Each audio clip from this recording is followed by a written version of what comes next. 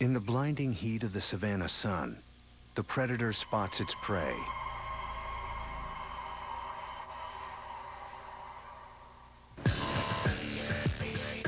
Within 3 seconds, it's reached 60 miles an hour. As it closes in, it hits maximum speed, 70 miles an hour. The cheetah is the fastest animal on Earth, and its speed has just one purpose: to kill. Speed is sometimes the difference between life and death. Speed is what allows prey to escape their predators, or it allows predators to catch their prey, and can mean the difference between survival and extinction. Today, speed gives the cheetah the highest predatory success rate on the savanna. A lone lion catches its prey in 1 of 6 hunts. A full 50% of the time a cheetah hunts, it kills. Cheetahs are the perfectly adapted animal for running. Their bodies have evolved literally from the tip of their nose down to their tail to help them run faster. A wide range of factors affect an animal's speed, environment, body type, predation, and more. And every one of those factors has come together in the evolution of the cheetah to create the ultimate sprinting machine. The head, smallest relative size of any cat, its aerodynamic design cuts through wind like a bullet. The collarbone, reduced and free-floating, it's like a tiny axle for quick, tight turns. A massive chest holding a huge heart and lungs to pump fuel to the muscles. Legs, long and light, with extended Achilles tendons for superior shock absorption. Claws, non-retractable like a dog's. They dig into the earth with every stride, providing traction. And the heavy tail that helps the cheetah steer. It's awfully hard to keep your balance when you're chasing a gazelle who's evolved to turn directions in midair. So cheetahs use their tails literally like a rudder on a boat, and if they turn it, it allows them to make much sharper turns.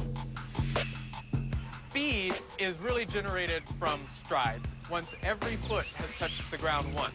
Any running animal, to increase their speed, needs to increase its stride length or its stride rate. And cheetahs have managed to increase both of those. Scientists studying humans have shown that runners need powerful leg muscles for long strides. These muscles bring the leg down hard, launching the runner into the air for a long leap-like stride. But the cheetah's legs are thin and fragile. So how do they achieve long strides? Most people assume that cheetah's speed is generated from their legs. They must have really powerful legs. It's actually on their spine. About 60% of a cheetah's muscle mass is packed onto its spine. So if you combine that with those elongated legs, you get an animal who has an average of about a 23-foot stride length. And that's incredible. Flexing its spine like a coiled spring, the cheetah's body flies out, airborne for a distance more than 5 times its length. At a top speed of 4 strides per second, the cheetah can cover an entire football field in a fraction over 3 seconds. The cheetah's speed is the secret to its survival, an asset that evolved sometime between 3 and 5 million years ago.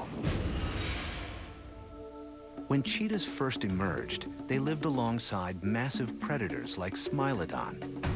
The 800-pound saber-tooth was twice the length and up to 8 times the weight of a cheetah. A top predator, Smilodon had the market for slow-moving, massive prey locked up. But there was room for a fast predator, and the cheetah and its ancestors were fast. It could run after the prey a big predator would never catch. Speed ensured the cheetah's survival, but there were trade-offs. The cost is that you can't do what other cats can do. You can't fight.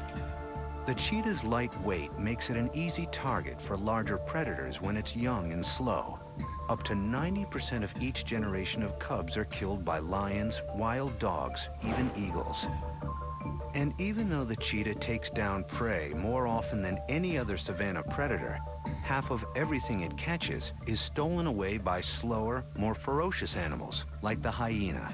Fortunately for the cheetah, there's always another meal just a 70-mile-an-hour sprint away. the cheetah is the fastest animal on land. In the air, the peregrine falcon can hit a cheetah-like 68 miles an hour flying straight. In a long dead drop, as fast as 270 miles an hour. And under the waves swims the cheetah of the sea, the sailfish. Sailfish are thought to be capable of achieving speeds in excess of 60 miles an hour. Sailfish roam the warm waters of all 5 oceans. Deadly predators that eat their marlin cousins, tuna and more, knocking down prey with their upturned bill. Even leaping out of the water to take down flying fish. Up to 10 feet long, they can weigh over 100 pounds, swim faster than most sport boats, and are a legendary and elusive prize for fishermen. What do you think it is? Fish. Sailfish can pull out a football field of line, 300 feet in 3 seconds. How do they generate this incredible speed? Now, while most fishes swim by putting sinuous waves down their body, sailfish don't. They tend to keep the body fairly straight. They are so fast that they have been nearly impossible to study, and very little is known about their speedy lives. Fast cheetah, falcons, and sailfish are all descended from the same root, the evolution, over 500 million years ago, of fish with backbones, the first vertebrates ever on Earth. In many ways, we're all fish. The first vertebrates were fish. Fish are the most diverse group of vertebrates that still are alive today, and everything else is just a variation on a fish. Vassar College biologist John Long traces the birth of animal speed to the Cambrian explosion, when animals evolved into the first predators, and rapid changes followed, among them the need for speed. As soon as you have predators, you have prey. Predators are very active, and that drives the evolution of the prey to become fast as well, and to become elusive. Prior to the Cambrian, slow, small, backless creatures drifted on the current or stayed rooted to the ocean floor. How did fast, spiny fish evolve? Scientists like Long have theorized that predation drove that change, and more. We think that predators eating prey items is something that's fundamental to the origin of vertebrates. As far as we know, speed first evolved the moment that vertebrates became vertebrates. And then vertebrates developed things like 3 sense organs, nose, eyes, ears. They evolved a heart, which gave them a circulatory supply. All this is in service of being very active. Until now, there has been no way to see firsthand how these evolutionary changes might have taken place. Dead fish don't swim. Determined to fill in some missing pages in evolutionary history, Long hit on a plan that's straight out of science fiction. He would recreate evolution in action and be there to watch it. Brain that takes input from